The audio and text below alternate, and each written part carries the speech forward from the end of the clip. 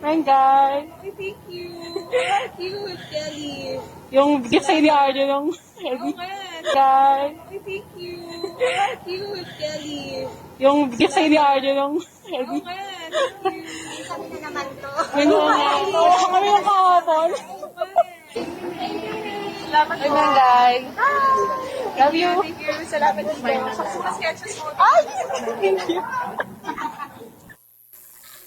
Welcome back mga kalab. Ito na naman po ang inyong lingkod, si Mr. Destiny. At syempre panalong nga po tayo ngayon.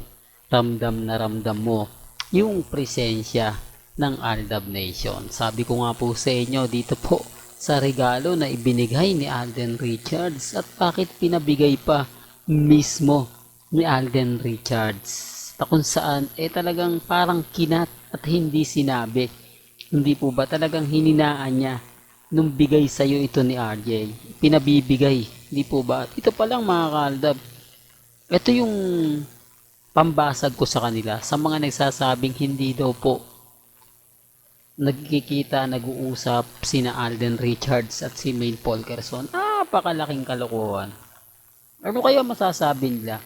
Ano kaya magiging komento na binidyo pa talaga yung pagbigay ng regalo ni Alden Richards para kay Mengay? Bakit dinaan pa sa fans ni RJ? Doon pa lang mga kaldab, masaya na tayo. Kaya sabi ko nga po sa inyo, ito yung rason kung bakit po mas marami na pong fans ng Aldab ang lumalabas. Ito na po yung isa sa rason at dahilan. Kasi sabi ko nga po sa inyo, marami talagang nakakakita at nakakaalam. At bakit hindi po sa loob po mismo ng Itbulaga yan pinakita? Bakit kailangan sa labas pa? Doon pa lang may mali na, no? Doon pa lang masasabi nyo na tama naman si Mr. Destiny. Okay naman yung mga sinasabi ni Mr. Destiny. Hindi lang talaga nila matanggap. Sa mga naghahanap po ng resibo at ebidensya na mga Aldab Nation, pasensya na po kayo. Talagang hindi tayo dito pa lang may kita nyo na yan. Hindi po ba? Na yung regalo minsan ni Alden, pinapadala niya na lang para sa fans. Para yung mga fans, alam po na nabibigyan ni Alden ng regalo. Kasi marami pa po talagang fans ng Aldab ang nagsasabing o nagre-react na hindi nga po raw yan totoo. Na hindi nga po raw ganito, hindi po raw ganun. Hindi po ba? Kaya nga sabi ko sa inyo mga kaaldab, relax lang. Hindi po ba? Maging kampante lang. Sabi ko nga po sa inyo, may mga bagay-bagay po na tayo rin naman po talaga yung panalo. Tayo naman po talaga yung 101% na kumbaga nakikipaglaban.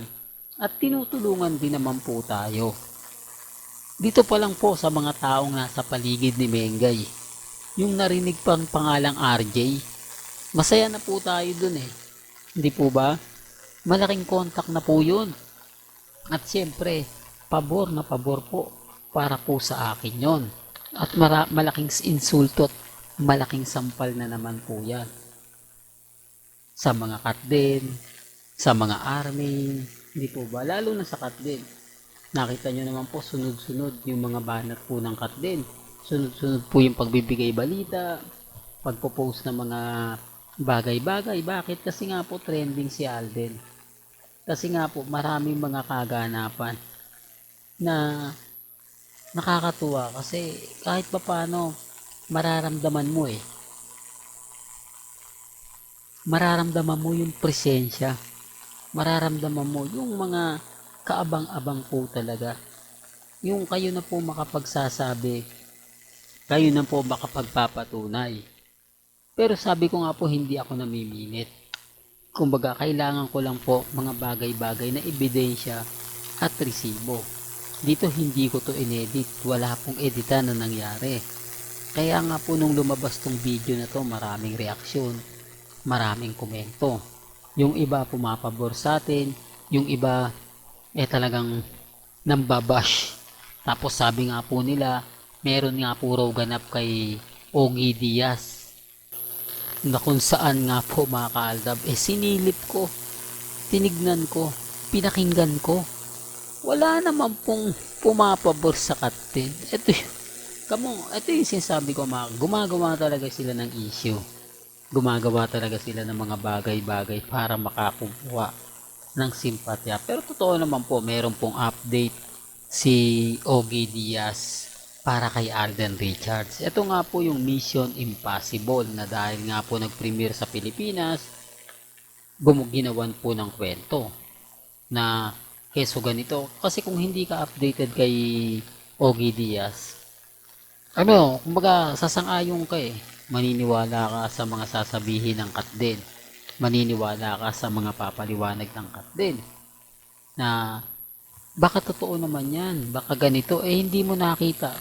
Hindi mo napanood. Hindi mo napakinggan. Doon pa lang panalo na po si Mr. Destiny. Kaya nga sabi ko sa inyo, bago po kayo mag-react, bago po kayo maniwala, bago po kayo kumbaga manindigan, tignan nyo po muna, hindi nga po masama mag-imbestiga, hindi po masama dumaan sa mga bagay-bagay na mapapaisip kayo. Yun naman po yung gusto kong laging ipinapaliwanag, yun po yung gusto kong i-share po sa inyo, na maging mapanuri, yung tipong kumbaga hanapan ng ebidensya at resibo.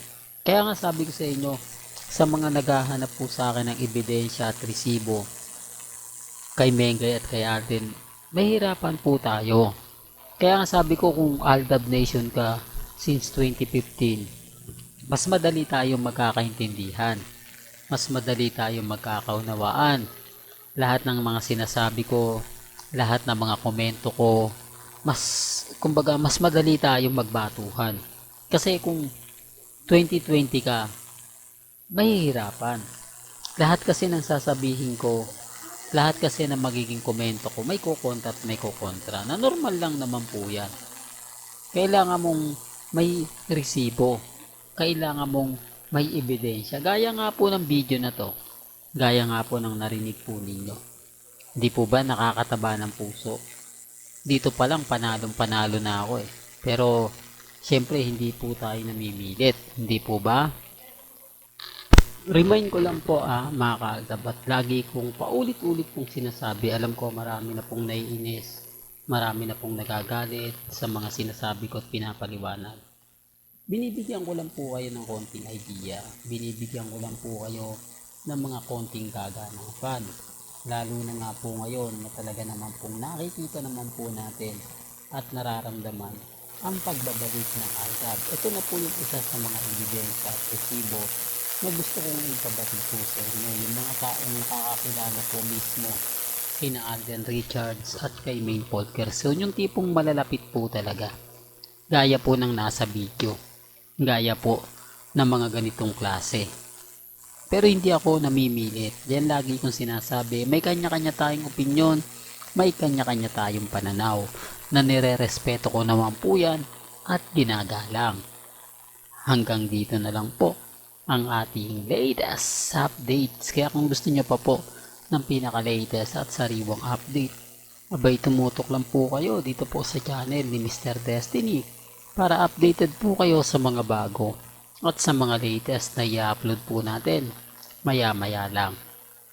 Kaya kung bago ka lang sa channel na to at isa kang true-blooded Aldab Nation na nagmamahal kila Mengay at Isoy, tama po ang channel na pinuntahan mo. Kaya consider na po kitang bagong subscriber. At huwag mong kalimutang i-share ang mga video po natin sa mga mami, sa mga titas, at sa mga senior. Hanggang sa muli, salamat po sa panonood at pakikinig.